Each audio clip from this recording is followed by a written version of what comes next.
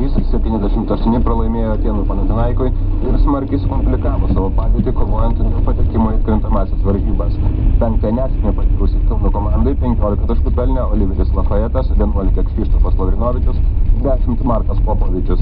19 minučių svečių gretose žaidęs Jonas Mačiulis 5 pergalę iškovojusiam Atėnų klubui pelnė 4 taškus. Pirmajame rate kauniečiai Graikijoje pralaimėjo Panathinaikui 66-67.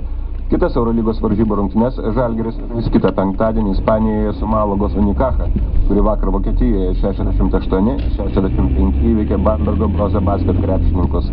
F grupėje Barcelonos klubas, kuriam 6 taškus per 12 žaidimo minučių pelnė Šarūnas Jasikevičius, Turkijoje 99-60 sutriuškino Stambulo Fenerbahčės Ülkerio komandą, o Tel Avivo Makabis Izraelyje 92-61 nugalėjo Sienos Montepaschi komandą. Penkiakovininkas Justinas Kinderis pateko į Jungtinėse Amerikos valstijose Kalifornijoje vykstančio pasaulio šiuolaikinės penkiakovės taurės varžybų pirmo etapo finalą. 25 metų lietuvis užėmė antrąją vietą atrankos varžybų B grupėje.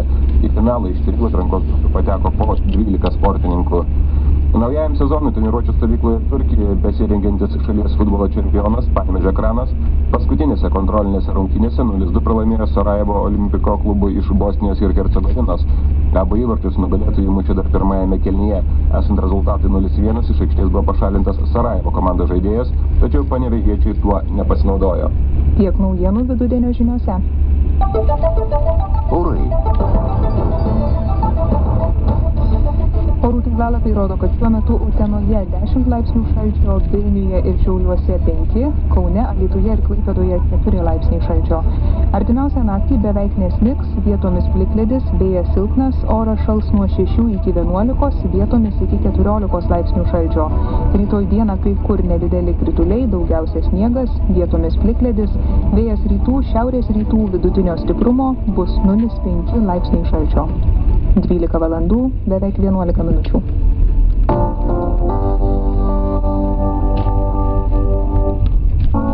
Iš visiškos tylos, iš absoliučios tamsos, jis pakyla į šviesą, nepaliestas, nepakeistas, toks, kokį sukūrė gamta. Jam tik suteiktas vardas – Tichė. Vasario mėnesį vaistinio preparato širdies darbą gerinantis lašai Valentis visose Kamelijos vaistinėse įsigysite tik už 3 litus 22 centus. Prašome įdėmiai perskaityti pakuotės lapelį ir vaistą vartoti kaip nurodyta. Dabar atnešęs savo seną telefoną į bet